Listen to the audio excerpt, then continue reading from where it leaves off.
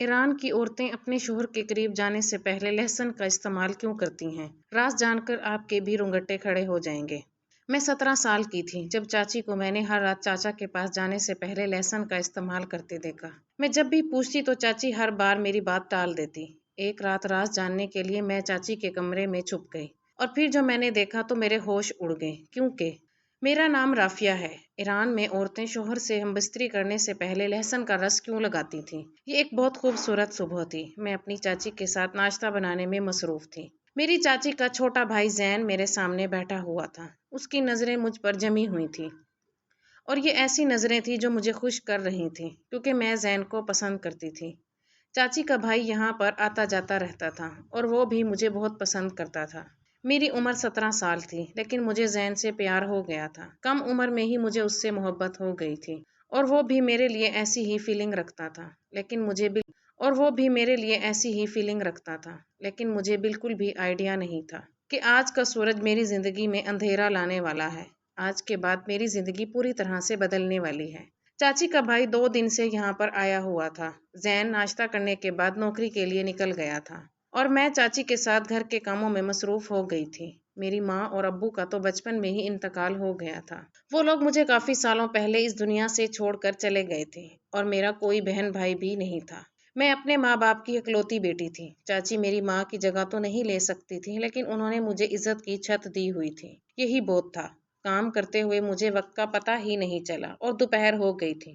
چاچی اپنے کمرے میں آرام کرنے کے لیے جا چکی تھی، اور میں کچن کی صفائی کرنے کے لیے کچن میں رہ گئی تھی۔ اتنی ہی دیر میں مجھے دروازہ بجنے کی آواز آئی۔ میں جیسے ہی دروازے پر گئی تو دروازے پر ایک عجیب سا لمبا چوڑا سا آدمی کھڑا ہوا تھا، جن کی نظروں میں ایسی چبھن تھی کہ میں نے جلدی سے اسے دیکھ کر اپنے کپڑے ٹھیک کیے۔ یہی بات مجھے زیادہ پریشان کر دیا کرتی تھی۔ میں جہاں بھی جاتی تھی وہاں پر لڑکے مجھے غور غور سے دیکھتے تھے، اسی لیے میں زیادہ تر گھر سے باہر نکلتی تو اپنے چہرے کو چھپانے کی کوشش کرتی تھی، اور اس ٹائم بھی میں اپنی خوبصورتی کو چھپانے کی کوشش کرنے لگی تھی۔ وہ آدمی مجھ سے چاچی کے بارے میں پوچھ رہا تھا۔ میں نے دروازہ بند کرنا چاہا تھا تاکہ اندر جا کر چاچی کو بلا لاؤں، لیکن اس آدمی نے دروازے پر ہاتھ رکھ دیا کہ دروازہ بند کرنے کی ضرورت نہیں ہے، میں تمہارے لیے کوئی غیر تھوڑی ہوں، جاؤ جا کر اپنی چاچی کو بلا لاؤ۔ اس کی بات مجھے بہت ہی عجیب سی لگی تھی۔ میں پہلی بار اس آدمی کو یہاں پر دیکھ رہی تھی، اور وہ کہہ رہا تھا کہ وہ میرے لیے کوئی غیر نہیں ہے۔ مجھے دروازہ کھلا ہوا چھوڑ کر اندر جانا بہت مشکل لگ رہا تھا، لیکن میری مجبوری تھی، اس لیے میں فوراً اندر کی طرف بھاگی اور چاچی کو اس کے بارے میں بتایا کہ ایک آدمی دروازے پر کھڑا ہوا ہے۔ اس کے حلیے کے بارے میں سنتے ہی چاچی کے چہرے کا رنگ بدل گیا تھا۔ وہ کہنے لگی کہ تمہیں دروازے پر آنے کی ضرورت نہیں ہے، تم کچن کا کام ختم کرو۔ ان کی بات سن کر میں تھی، اور چاچی دروازے پر چلی گئی تھی، اور پھر مجھے چاچی کی تھوڑی تھوڑی آواز سنائی دینے لگی تھی۔ وہ اس آدمی سے کیا بات کر رہی تھی یہ تو مجھے سمجھ نہیں آیا تھا، لیکن کوئی بات ایسی ضرور تھی جو مجھے بہت ہی خاموشی کے ساتھ اور چپکے کی جا رہی تھی۔ میں سوچ میں پڑ گئی تھی کہ چاچی اس آدمی سے کیا باتیں کر رہی ہے، اور یہ آدمی کون ہے جو چاچی سے ہی بات کرنے کے لیے یہاں پر آیا ہے۔ کچھ ہی دیر گزری تھی کہ چاچی میرے پاس آئیں اور کہنے لگی کہ اس آدمی کے بارے میں تمہیں اپنے چاچا یا پھر میرے بھائی زین کو اس بارے میں کچھ بھی بتانے کی ضرورت نہیں ہے۔ چاچی کی بات سن کر میں حیران رہ گئی تھی۔ چاچا جی روز صبح سویرے دوسرے شہر میں کام کرنے کے لیے جاتے تھے، اور رات کو ہی وہ گھر واپس آتے تھے، لیکن وہ دن میں کئی بار چاچی کو فون کر کے ان سے بات کرتے تھے، اور میرا بھی حال چال لیتے رہتے تھے۔ چاچا چاچی کی اپنی کوئی اولاد نہیں تھی، اسی لیے چاچا مجھے اپنی بیٹی ہی سمجھتے تھے۔ چاچا جی میری بہت پرواہ کرتے تھے، اسی لیے چاچی نے مجھے سختی سے سمجھا دیا تھا کہ مجھے انہیں کوئی بات بھی نہیں بتانی ہے، لیکن میرے دل کے اندر تجسس پیدا ہو گیا تھا کہ یہ آدمی کون ہے جن کے بارے میں چاچی سب سے چھپانا چاہتی ہے۔ مجھے تو وہ کوئی بدمعاش آدمی لگ رہا تھا، لیکن میری چاچی کا اس سے کیا تعلق تھا؟ فی الحال چاچی کی بات سن کر میں نے اپنی زبان پر تالا لگا لیا تھا، اور نہ ہی میں نے اس بارے میں زین سے کوئی بات کہی تھی، اور نہ ہی چاچا سے کچھ کہا تھا۔ میں نے سوچ لیا تھا کہ آج نہیں تو کل خود یہ اس بات سب لوگوں کو پتہ چل جائے گی، کیونکہ میرا ماننا تھا کہ کوئی بھی بات زیادہ دن تک چھپی نہیں رہ سکتی۔ اور پھر اسی رات زین میرے کمرے میں آیا اور کہنے لگا، جلد ہی میں اپنی بہن سے تمہارے اور اپنے رشتے کے بارے میں بات کروں گا۔ میں یہی چاہتا ہوں کہ اب جلدی ہی ہماری شادی ہو جائے۔ زین کی بات سن کر میں ہنس دی تھی، کیونکہ میں ابھی 17 سال کی تھی اور وہ 25 سال کا ہو گیا تھا، اور پھر ابھی اس کی پرما سے کماتا تھا۔ پھر وہ مجھے کیسے اپنے گھر میں رکھتا؟ اتنی جلدی تو ہماری شادی ممکن ہی نہیں تھی۔ मगर ज़ैन का कहना था कि कुछ बातें हैं जिनकी वजह से वो जल्दी ही मुझसे शादी करना चाहता है और वो अपने लिए किसी अच्छी नौकरी की तलाश हर दिन कर रहा है और फिर वो मुझे लेकर नौकरी के लिए दूसरे शहर भी शिफ्ट हो जाएगा। मुझे भला इस बात पर क्या एतराज़ हो सकता था। मैंने उसे कह दिया था कि अगर चाची मानती है तो फिर मुझे कोई एतराज़ नहीं होगा। ये सुनकर ज़ैन को बहुत खुशी हुई थी और उसने खुशी से मेरे हाथों को अपने हाथों में थाम लिया था। उसके इस तरह से छूने से मुझे बहुत शर्म आ रही थी। वो दिन तो खामोशी से गुजर गया था और कुछ दिन बाद वो आदमी फिर से हमारे घर पर आ गया था। वो आदमी आज सीधा दरवाजे से घर के अंदर चला आया था। अब की बार चाची ने उसे अपने कमरे में बिठा दिया था। मैं किचन में मौजूद थी। तभी अचानक चाची भी कमरे में आ गई। उन्होंने एक लहसुन उठाया और मुझसे कहने लगी, तुम्हें मेरे कमरे की तरफ आने की जरूरत नहीं है जब तक मैं तुम्हें लहसुन उठाया और मुझसे कहने लगी तुम्हें मेरे कमरे की तरफ आने की जरूरत नहीं है जब तक मैं तुम्हें खुद आवाज ना दूं। मैंने बड़ी हैरानी से अपनी चाची के हाथ में लहसुन पकड़ा हुआ देखा था और वो खामोशी से वापस अपने कमरे में चली गई थी। मुझे कमरे का दरवाजा बंद होने की आवाज सुनाई दी थी। 2 घंटे ऐसे ही गुजर गए थे और हर तरफ सन्नाटा छाया हुआ था। थोड़ी देर बाद मुझे चाची ने आवाज देकर जूस लाने के लिए कहा। मैं 2 गिलास जूस लेकर चाची के कमरे के दरवाजे तक जैसे ही पहुंची, वो दोनों आपस में कुछ बातें कर रहे थे और बातें करते करते मुझे देखकर तभी खामोश हो गए। मेरी नजर खुद ब खुद अपनी चाची पर ठहर गई थी क्योंकि उनकी हालत कुछ बदली बदली सी मालूम हो रही थी। उनके बाल तो अच्छी तरह से बंधे हुए थे लेकिन अब उनके बाल बिखरे हुए थे और कपड़े भी अजीब हालत में हो रहे थे। इससे पहले कि मैं और गौर से चाची का जायजा लेती तो वो आदमी चाची को कहने लगा कि ये तुम्हारी बेटी है, ये तो बड़ी ही खूबसूरत और जवान है, तुम इसकी शादी के बारे में क्यों नहीं सोचती? इसके लिए तो तुम्हें आसानी से रिश्ता मिल जाएगा। अब इस जान आदमी था, ना वो सिर्फ मेरी जवानी की तारीफ कर रहा था बल्कि उसने तो मेरी शादी के बारे में भी बात छेड़ दी थी। वो पता नहीं कौन था जो इतना खुलकर मेरी चाची से बातें कर रहा था। और फिर चाची भी हंसकर उसे कहने लगी, हाँ अब इसकी शादी ही तो करनी है, यही मेरी जिम्मेदारी है। मेरी तो अब उम्र हो रही है लेकिन अब ये जवान हो गई है। मैं शर्म की वजह से फौरन वहां से निकल कर वापस आ गई थी। चाची इस अनजान आदमी के सामने जिस तरह से मेरी जवानी के बारे में बातें कर रही थी, मुझे इस बात का बहुत बुरा लग रहा था और इन दोनों के बीच फिर से बातों का सिलसिला शुरू हो गया था। कुछ देर के बाद वो आदमी वापस गया तो चाची ने फिर मुझे यही समझाया कि ज़ैन को और चाचा जी को इस बारे में कुछ मत बताना। लेकिन इत्तेफाक की बात थी कि अचानक उसी वक्त ज़ैन घर पर आ गया। तबीयत खराब होने की वजह से वो अपने घर जाने की बजाय यहाँ पर आ गया था। उसने उस आदमी को घर से निकलते हुए देखा तो फौरन मेरे पास चला आया और मुझसे पूछने लगा कि ये आदमी कौन था और यहाँ पर क्यों आया था।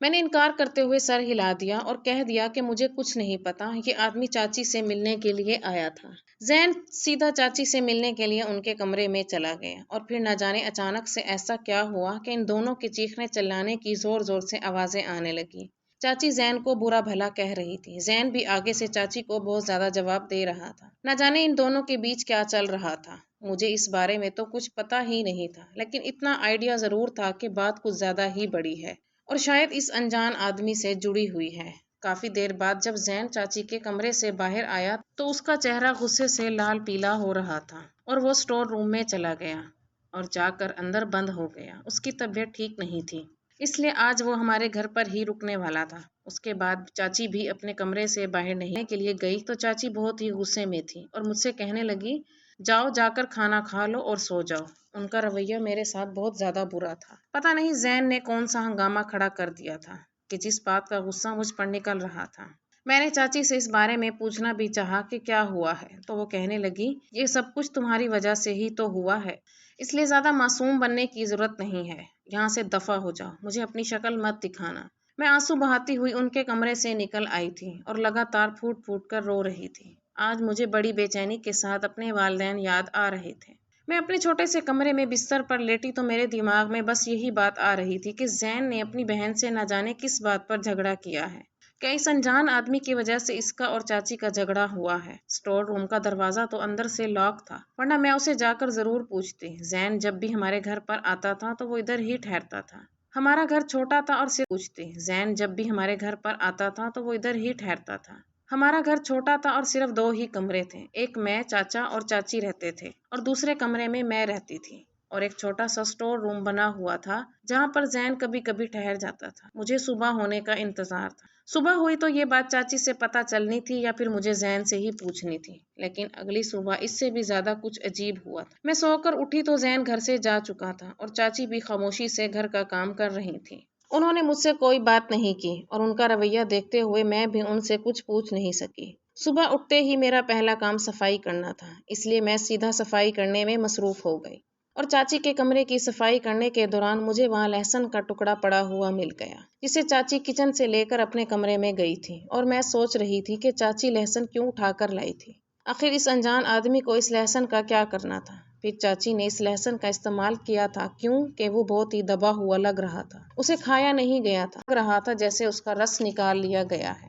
میں نے صفائی کرتے ٹائم اسے پھینک دیا تھا اور پھر میں صفائی میں بیزی ہو گئی تھی۔ پھر شام کے ٹائم چاچی مجھ سے کہنے لگی، چلو مارکیٹ چلتے ہیں، کچھ سامان لانا ہے۔ کبھی کبھی ایسا ہو جاتا تھا کہ چاچی مجھے اپنے ساتھ مارکیٹ لے جاتی تھی، اس لیے میں نے اپنا دوپٹہ لیا اور میں ان کے ساتھ چل پڑی۔ لیکن مجھے کیا پتا تھا کہ چاچی مجھے کہاں لے کر جا رہی ہے۔ چاچی نے رکشہ کیا اور ہم رکشے میں بیٹھ کر چل پڑے۔ لیکن اس وقت میں حیران رہ گئی تھی کہ جب رکشے والے نے مارکیٹ کو کراس کر دیا تو میں نے چاچی سے پوچھا کہ ہم لوگ کہاں جا رہے ہیں۔ بازار تو پیچھے نکل گیا، وہ کہنے لگی کہ دوسرا سامان خریدنا ہے، اسی لیے دوسرے مارکیٹ جا رہے ہیں۔ ان کا رویہ مجھے پہلے سے کچھ بہتر لگ رہا تھا اور کافی دیر کے بعد ہم ایک عجیب سے بازار میں پہنچ گئے۔ یہاں بھیڑ بھاڑ تو تھی لیکن لوگ کافی عجیب و غریب معلوم ہو رہے تھے۔ رکشے سے اترے تو چاچی مجھے کسی دکان کے بجائے بازار کے پیچھے بنے ہوئے گھر میں لے گئی۔ ایک بڑی عمر کی عورت نے دروازہ کھولا اور چاچی کو دیکھ کر مسکرانے لگی۔ چاچی کہنے لگی، اسے رکھو، میں مال کے صحیح دام لگوا کر آتی ہوں۔ میں نے چاچی کو پریشانی سے دیکھا کہ وہ مجھے اپنے ساتھ لے جانے کی بجائے یہاں پر کیوں چھوڑ کر جا رہے ہیں۔ چاچی نے میرا چہرہ دیکھا تو وہ کہنے لگی، پریشان مت ہو، یہ بھی تمہاری چاچی ہی ہے، تم یہاں بے فکر ہو کر بیٹھو، بس کچھ دیر میں واپس آتی ہوں۔ پھر چاچی مجھے چھوڑ کر وہاں سے پلٹ گئی۔ وہ عورت مجھے اندر لے گئی اور گھر کا دروازہ بند کر دیا، اور پھر جیسے جیسے وہ مجھے اپنے ساتھ اندر جانے لگی میری آنکھیں پھٹی کی پھٹی رہ گئیں، کیونکہ اس دروازے کے پیچھے تو ایک الگ ہی جگہ بنی ہوئی تھی جس میں بہت سارے چھوٹے چھوٹے کمرے بنے ہوئے تھے اور ایک عجیب سی مہک آ رہی تھی۔ کچھ قدم چلنے کے بعد ہی مجھے آئیڈیا ہو گیا تھا کہ میں کسی نارمل جگہ پر نہیں ہوں، یہ جگہ الگ ہی جگہ تھی۔ دروازوں کے پاس چھوٹے چھوٹے کپڑے پہنے ہوئی لڑکیاں کھڑی تھیں جو مجھے دیکھ کر مسکرا رہی تھیں۔ ان کے کپڑے، ان کے چہرے پر بھرا ہوا میک اپ مجھے ایک الگ ہی سچائی بتا رہا تھا۔ میں چلتی چلتی رک گئی تو ایک عورت پلٹ کر مجھے دیکھنے لگی، لیکن میں نے اسے میری بات سن کر وہ عورت زور سے ہنسی اور کہنے لگی، اس کے دروازے کے اندر آنے کا راستہ تو ہے لیکن باہر جانے کا کوئی راستہ نہیں ہے۔ تمہاری چاچی تم سے جان چھڑا کر یہاں سے جا چکی ہیں، اب نہ ہی وہ کبھی لوٹ کر واپس آئیں گی اور نہ ہی تو کبھی یہاں سے لوٹ کر باہر جا سکے گی۔ یہ میری دنیا ہے، یہاں پر میرا راج چلتا ہے، تو بھی ایک عورت ہے، اس لیے تجھے بھی یہاں رہ کر میرا کہنا ماننا پڑے گا۔ ان کی بات سن کر میرے پیروں تلے سے زمین نکل گئی تھی۔ اس نے میرا ہاتھ پکڑ لیا، میں نے اپنا ہاتھ اس کے ہاتھ سے کس کے چھڑایا اور میں نے کہا، میں یہاں پر کسی قیمت پر نہیں رہوں گی اور میری چاچی کچھ دیر میں آتی ہی ہوں گی۔ میں باہر جانے کے لیے جیسے ہی پلٹی تو اس نے پیچھے سے میری قمیض پکڑ لی اور قمیض زور سے کھینچی جس سے میری قمیض پھٹ گئی۔ پھر میرے منہ پر ایک زوردار تمانچہ دے مارا اور میں زمین پر گر گئی، میرے منہ سے خون نکلنے لگا۔ وہ عورت میرے پاس بیٹھ کر کہنے لگی کہ تیری چاچی تجھے یہاں بیچ کر گئی ہے، اب تو میری خریدی ہوئی غلام ہے، میں نے تیری مہنگی قیمت دی ہے اس عورت کو، چل اب جا اور جا کر تیار ہو، رات کو کسٹمر آئیں گے۔ اور تجھے اس عورت کو، چل اب جا اور جا کر تیار ہو، رات کو کسٹمر آئیں گے اور تجھے بھی یہاں لائن میں کھڑا ہونا ہوگا۔ پھر اس نے ایک عورت کو آواز دے کر بلایا، مجھے اس کے حوالے کر دیا۔ میں اس وقت اس کی بات سن کر حیران ہو گئی تھی۔ مجھے کچھ بھی سمجھ نہیں آ رہا تھا کہ میں کیا کروں اور کیا نہیں۔ میری چاچی میری ماں کی طرح تھی، پچھلے اتنے سالوں سے میں اپنی چاچی کے ساتھ رہ رہی تھی، وہ میرے اوپر اتنا ظلم کیسے کر سکتی ہے؟ میں چاہ کر بھی اس عورت پر یقین نہیں کر پا رہی تھی۔ ایسا لگ رہا تھا کہ یہ ایک بھیانک خواب ہے اور کچھ دیر بعد میری آنکھ کھلے گی اور سب کچھ ٹھیک ہو جائے گا۔ لیکن یہ میری بدقسمتی تھی کہ یہ کوئی خواب نہیں تھا بلکہ زندگی کی ایک کڑوی حقیقت تھی۔ وہ دوسری عورت مجھے ایک اندھیرے سے کمرے میں لے گئی اور اس نے خوشبودار پانی بنایا اور اس نے مجھے نہلایا۔ میرے چیخنے چلانے کا، رونے دھونے کا اس عورت پر کوئی اثر نہیں ہو رہا تھا۔ وہ کہنے لگی، تجھ جیسی لڑکیاں یہاں روز آتی ہیں، ایک دن وہ روتی رہے، اس کے بعد خود ہی خوشی خوشی بستر میں ہی میری زندگی ہے، اس لیے تم بھی اب خوشی خوشی زندگی قبول کر لو، جو بھی ہے جیسی بھی ہے یہی زندگی ہے، اسی لیے خوشی خوشی اس کام کو آسانی سے کر لو، ورنہ رشیدہ بانو یہی کام تم سے زبردستی کروائے گی اور تجھے تکلیف بھی زیادہ ہوگی۔ ان کی باتیں سن کر میرے وجود میں کرنٹ دوڑ گیا تھا۔ میں 17 سال کی تھی اور وہ مجھے اس دھندے میں اتارنا چاہتی تھی۔ وہ مجھے کمرے کی طرف کھینچتی ہوئی لے گئی جہاں سے مجھے چیخنے چلانے کی آواز آ رہی تھی۔ وہ کہنے لگی، دیکھو یہ لڑکی رشیدہ بانو کی بات نہیں مان رہی تھی، اس لیے اسے یہاں پر بند کر کے رکھا گیا ہے۔ اس بیچاری کو نہ کھانے کو کچھ دیا جا رہا ہے اور نہ ہی پینے کو۔ اگر تم نے بھی میری بات نہیں مانی تو تمہیں بھی نہ کھانے کو کچھ دیا جائے گا اور نہ ہی پینے کو، تو تمہارا بھی یہی حال ہوگا۔ اس کی زبردستی کرنے پر میں نے خوشبودار پانی سے غسل کیا تھا اور پھر اس نے مجھے دلہن کی طرح تیار کرنا شروع کر دیا۔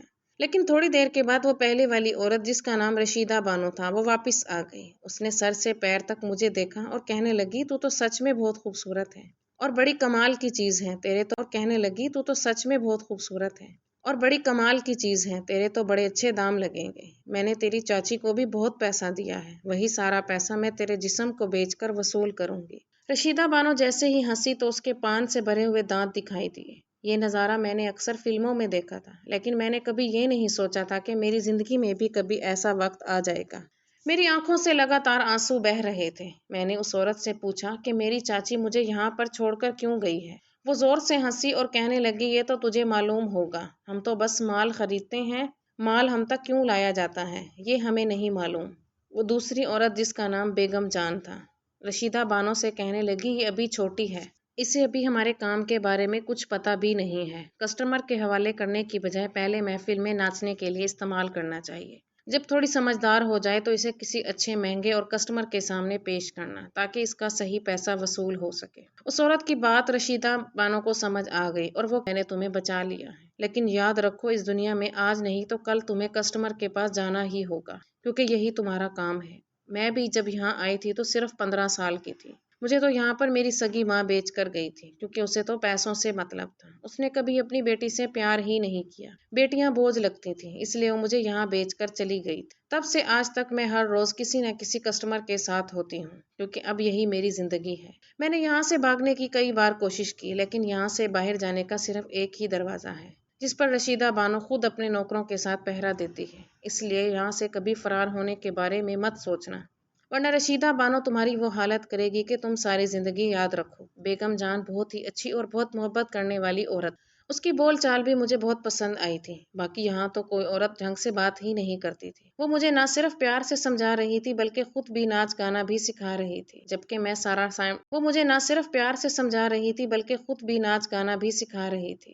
سارا ٹائم روتی رہتی تھی۔ مجھے اپنی اس قسمت پر بہت افسوس ہو رہا تھا کہ مجھے کوئی اور نہیں بلکہ میری اپنی ہی چاچی یہاں پر چھوڑ کر چلی گئی، اور پھر کچھ دن اسی طرح سے گزر گئے تھے۔ اب تو روتے روتے میری آنکھوں کا پانی بھی سوکھ چکا تھا۔ میں نے اپنے دل کو سمجھا لیا اور سوچ لیا تھا کہ زیادہ رونے سے بھی کوئی فائدہ نہیں ہے۔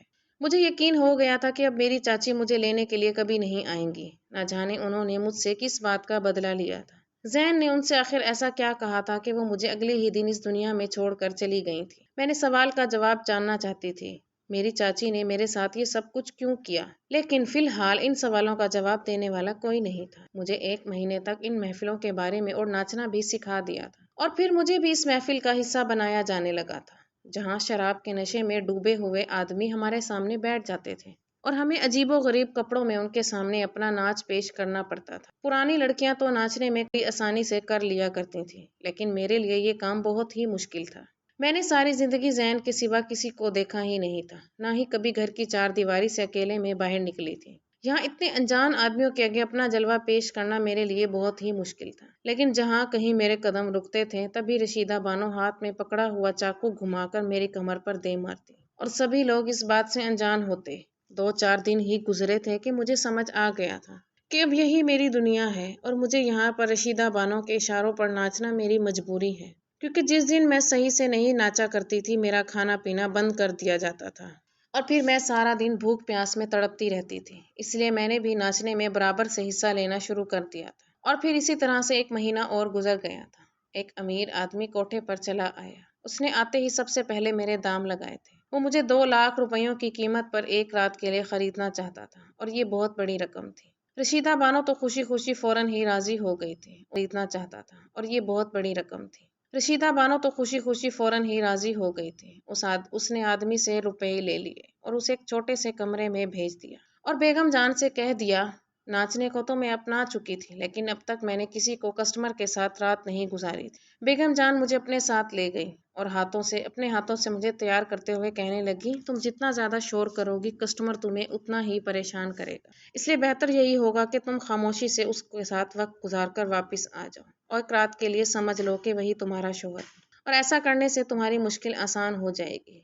बेगम जान मुझे तैयार करते हुए शीशे में मुझे दिखाते हुए कहने लगी, हमारी खूबसूरती ही हमारे लिए मुसीबत बन जाती है। ये तुम्हारा खूबसूरत चेहरा और गोरा चिटा जिस्म, ये तुम्हारे लिए सिवाय मुसीबत के और कुछ नहीं है। अगर तुम इतनी खूबसूरत ना होती तो कोई तुम्हारे दाम भी नहीं लगाता। मैं भी अपनी इस खूबसूरती से तंग आ चुकी हूँ। मैं 40 साल, मेरे जिस्म की चमक दमक मुझे बूढ़ा नहीं होने देती। कोई ना कोई मेरे दाम लगा ही देता है और फिर मुझे खुद उसके सामने पेश करना पड़ता है। तुम भी जब तक खूबसूरत हो तब तक तुम्हें ये सब कुछ झेलना होगा। बेगम जान मुझे दिमागी तौर पर तैयार कर रही थी और मेरे आंसू थे, ये रुकने का नाम ही नहीं ले रहे थे। मुझे बार बार चाचा और जैन की याद सता रही थी। मुझे अब तक इस बात पर यकीन नहीं आया था कि चाची मुझे जानबूझकर यहाँ छोड़ कर गई हैं और इस सब के लिए शायद जैन जिम्मेदार है। जब मैं पूरी तरह से तैयार हो गई तो बेगम जान ने मेरी नजर उतारी और गहरे सांस भर के कहने लगी, कमरे में दाखिल हो जाना और खुद को इस आदमी के हवाले कर देना। मेरे पास भी इसके सिवा और कोई रास्ता नहीं था, इसीलिए मैंने इस छोटे से कमरे के अंदर चली गई, जहाँ पर एक नन्हा पीला सा बल्ब जल रहा था। धीमी सी रोशनी में मुझे सब कुछ भयानक लग रहा था। मैंने सोचा था कि जाते ही मैं इस आदमी के पैरों में गिर जाऊंगी और इससे कहूंगी कि वो मेरे साथ कोई जबरदस्ती ना करे। मैं रहम की भीख मांगूंगी तो मुझे उस पर तरस आ जाएगा। था वो कोई 40 साल की उम्र का आदमी था। मेरे हिसाब से तो वो मेरे बाप जैसा ही था, मगर मुझे पता नहीं था कि यहाँ पर आने वाले आदमी भी इतने ही पत्थर दिल के होते हैं जितनी यहाँ की औरतें हैं। मैं जब कमरे में दाखिल हुई तो मुझे देखकर उस आदमी के चेहरे पर एक खतरनाक सी मुस्कुराहट आ गई थी। मेरी जैसे ही उसके चेहरे पर नजर पड़ी तो मेरे रोंगटे खड़े हो गए थे। उसके माथे पर एक बड़ा सा जख्म का निशान था और आंखें बिल्कुल लाल हो रही थी और उसकी नजरें मेरे जिस्म पर टिकी हुई थी। मुझ पर इतना डर और सवार हुआ था कि मैं वापस बाहर निकलने लगी थी, तभी उसने मुझे पीछे से पकड़कर खींच लिया और कहने लगा, तेरे इतने महंगे दाम दिए हैं, फिर तू कहाँ भाग रही है। इसके मुंह खुलते ही शराब की बदबू ने मेरी सांस बंद कर दी थी। मैं उसके आगे रहम की भीख मांगने लगी थी, लेकिन उसे मुझ पर बिल्कुल भी तरस नहीं आया था। वो कहने लगा, चल अब सीधी तरह से बिस्तर पर आ जा, मैं अच्छी तरह से जानता हूँ तुझ जैसी लड़कियों के नखरे। उसने मुझे सीधे बिस्तर पर धक्का दे दिया था और फिर मेरे दिमाग में बेगम जान की बातें घूमने लगी थी।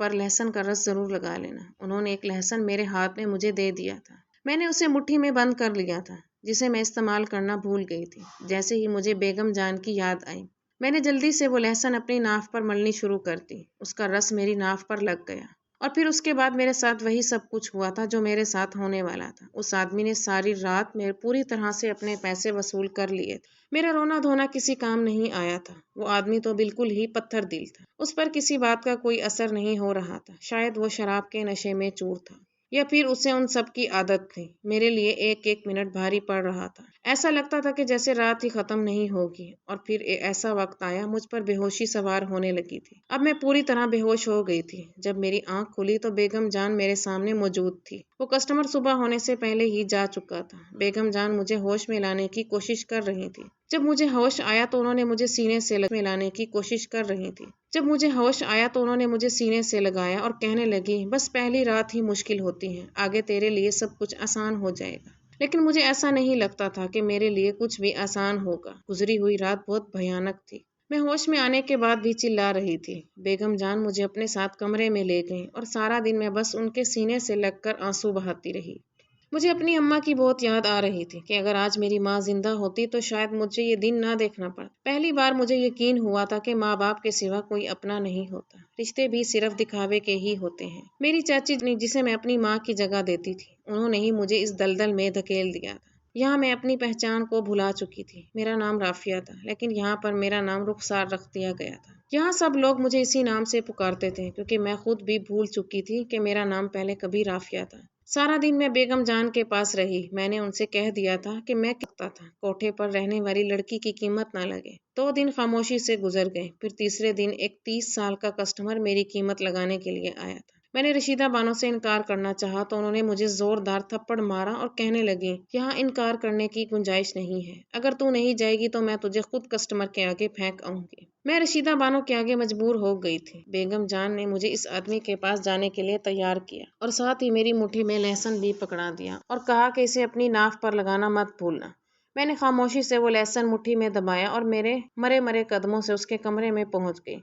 میں نے خاموشی سے اس بڈھے کے ساتھ رات گزار لی۔ اب کی بار میں نے کوئی رونا دھونا نہیں کیا تھا۔ بیگم جان کی بات صحیح ثابت ہوئی تھی۔ جب میں نے شور شرابہ نہیں کیا تو کسٹمر نے بھی مجھے پریشان نہیں کیا، لیکن بستر پر جانے سے پہلے ہی میں نے اپنی ناف پر لہسن کا رس لگا لیا تھا۔ اس لہسن سے آخر کیا ہوتا تھا؟ بیگم جان نے مجھے یہ کیوں لگانے کے لیے دیا تھا؟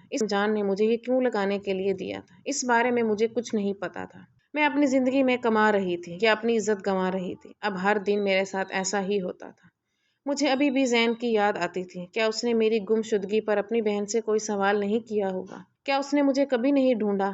کیا وہ مجھے بھول چکا ہوگا؟ بس میں ہمیشہ یہی سوچتی رہتی تھی۔ وہ کسٹمر چلا گیا تھا اور میں خاموشی سے بیگم جان کے کمرے میں چلی گئی تھی۔ وہ مجھے دیکھ کر مسکرائیں اور دھیرے سے کہنے لگی، تم کسٹمر کے پاس جانے سے پہلے اپنی ناف پر لہسن کا رس لگا لیتی ہو نا؟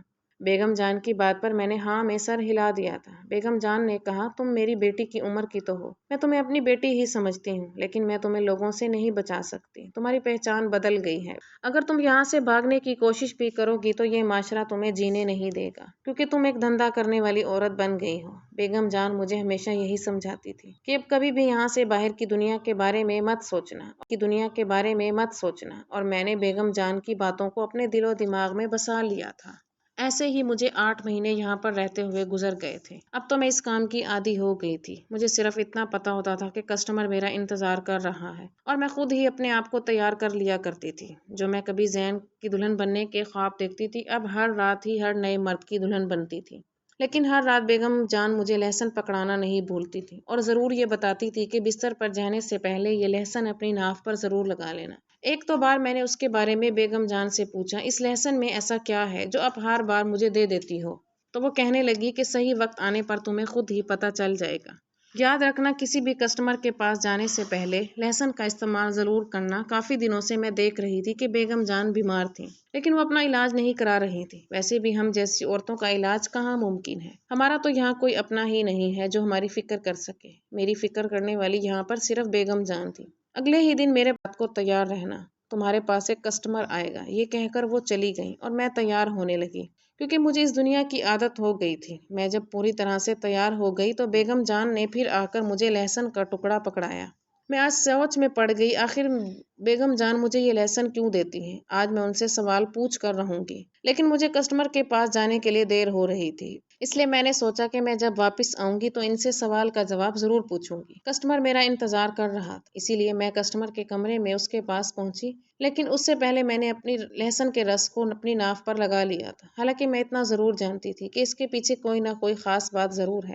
میرے دماغ میں بار بار لہسن والی بات گھوم رہی تھی۔ اگر مجھے کوئی اس بارے میں بتا سکتا تو وہ صرف بیگم جان تھی، اور آج میں نے فیصلہ کر لیا تھا کہ میں ان سے پوچھ کر ہی رہوں گی، کیونکہ وہ ہر بار مجھے لہسن کے بارے میں بتانا نہیں بھولتی تھی۔ میں جیسے ہی کمرے میں پہنچی تو میری آنکھیں پھٹی کی پھٹی رہ گئیں، کیونکہ اس کمرے میں موجود مرد کوئی اور نہیں بلکہ زین تھا، جو نشے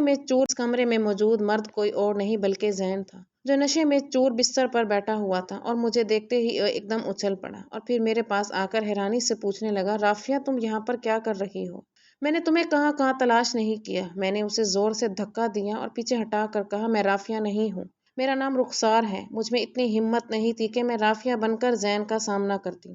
میری عزت لوٹ چکی تھی، سالوں سے اس کوٹھے پر میری عزت نیلام ہو رہی تھی۔ زین نے آ کر میرے کندھوں سے پکڑ کر مجھے جھنجھوڑ دیا اور کہنے لگا، میں اچھی طرح سے جانتا ہوں تو میری رافیہ ہی ہو۔ تم یہاں تک کیسے پہنچی؟ مجھے تو میری بہن نے یہی بتایا تھا کہ تم کسی لڑکے کے ساتھ بھاگ گئی ہو۔ زین کی بات سن کر میرے ہوش اڑ گئے، اور پھر میں نے اسے اپنی پوری کہانی بتائی۔ مجھے یہاں تک پہنچانے والا کوئی اور نہیں بلکہ اس کی اپنی ہی بہن تھی۔ یہ بات سن کر وہ میرے قدموں میں بیٹھ کر رونے لگا، اور اس نے میرے ہر سوال کا جواب دیا۔ اس نے مجھے بتایا کہ جب سے میری بہن کو تمہارے اور میرے افیئر کے بارے میں پتہ چلا تھا، تبھی سے وہ تم سے نفرت کرنے لگی تھی۔ اسی لیے وہ آتی تھی، کیونکہ جیجا جی تو زیادہ گھر سے باہر ہی رہتے تھے۔ مجھے ان کے اس پلان کے بارے میں پتہ چل گیا تھا، تبھی تو میں تمہیں دوسرے شہر لے جانے کی باتیں کرتا تھا۔ لیکن جب اس دن ہم لوگ باتیں کر رہے تھے تو وہ باتیں میری بہن نے سن لی تھیں، اور وہ آدمی بہن سے ملنے کے لیے آتا تھا۔ میں اپنی بہن کی حرکتوں کو اچھی طرح سے جانتا تھا۔ جب جیجا گھر پر نہیں ہوتے تو وہ غیر مردوں کے ساتھ تعلق بناتی ہیں۔ یہ بات تمہیں پتہ نہیں ہے، لیکن میں اس بات کو جانتا تھا۔ میں نے اپنی بہن کو کئی بار سمجھانے کی کوشش کی، لیکن انہوں نے میری بات نہیں مانی۔ وہ لگاتار جیجو کو دھوکہ دیتی رہی، اور اس دن بھی مجھے اس آدمی کو گھر سے نکلتا ہوا دیکھ کر مجھے بہت غصہ آ گیا تھا، اور اس بات پر میری بہن سے میرا جھگڑا ہو گیا تھا۔ پھر اس کے اگلے ہی دن میری بہن نے مجھے بتایا کہ تم کسی لڑکے کے ساتھ بھاگ گئی ہو۔ مجھے ان کی اس بات پر یقین نہیں ہو رہا تھا، لیکن انہوں نے رو دھو کر مجھے اس بات پر یقین دلوا دیا۔ لیکن پھر بھی میں نے تمہیں کئی جگہ تلاش کرنے کی کوشش کی، تم مجھے کہیں پر بھی نہیں ملی۔ انہوں نے جیجا جی کو بھی یہی بتایا کہ آپ کی بھتیجی بھاگ گئی ہے، اور پھر مجھے بھی یہی لگنے لگا کہ تم نے مجھے دھوکہ دیا۔ بھتیجی بھاگ گئی ہے، اور پھر مجھے بھی یہی لگنے لگا کہ تم نے مجھے دھوکہ دیا۔ میں تم سے تمہاری چاچی کی طرف سے معافی مانگتا ہوں۔ تمہاری چاچی بہت بیمار ہے اور بستر پر پڑی ہوئی ہیں، اسے اس کے کیے کی سزا مل چکی ہے۔ یہ سب کچھ ان کے ساتھ اسی لیے ہوا ہے کیونکہ انہوں نے ایک بن ماں باپ کی بچی کو ستایا، اور اپنی غلطی چھپانے کے لیے انہوں نے تمہیں اس کوٹھے پر چھوڑ دیا۔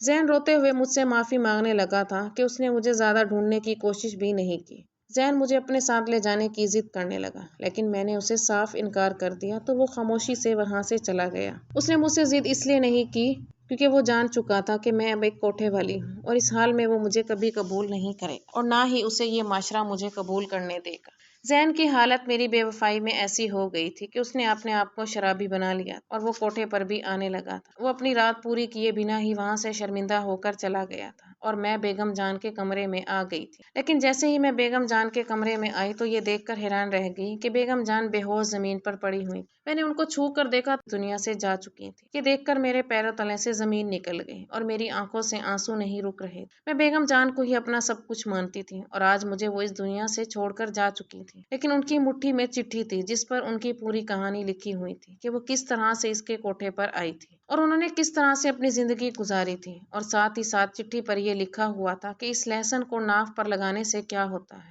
دراصل اس لہسن کے رس کو ناف پر لگانے سے عورت کبھی بھی پریگننٹ نہیں ہوتی، اور وہ طرح طرح کی بیماریوں سے بھی دور رہتی ہے۔ بیگم جان کو یہ سب کچھ بتانے والا کوئی نہیں تھا، اسی لیے وہ اتنی زیادہ بیمار ہو گئی تھی کہ لیکن جب انہیں اس بارے میں پتہ چلا تو انہوں نے یہ نسخہ مجھ پر آزمانا شروع کر دیا۔ انہیں میری صحت کی بہت فکر تھی، اسی لیے وہ ہر بار مجھے لہسن پکڑانا نہیں بھولتی تھیں۔ پر افسوس کی بات یہ تھی کہ بیگم جان اس دنیا سے جا چکی تھی، اور اب کوئی بھی مجھے یہ لہسن پکڑانے والا نہیں۔ اب میں یہیں اس کوٹھے پر اپنی بچی کچی زندگی گزار رہی ہوں، لیکن آج بھی مجھے بیگم جان کی یاد آتی ہے جسے میری اتنی فکر تھی۔ لہسن کا رس اپنی ناف پر لگانے سے مجھے آج بیماری نہیں ہوئی ہے، اور نہ ہی میں کسٹمر سے حاملہ ہوئی ہوں۔ دوستوں، امید کرتی ہوں آپ کو ہماری کہانی پسند آئی ہوگی۔ کہانی پسند آئی ہے تو ویڈیو کو لائک کریں، چینل پر نئے ہیں تو چینل کو سبسکرائب کریں، اور ہاں، نوٹیفیکیشن بیلز کو ضرور دبائیں تاکہ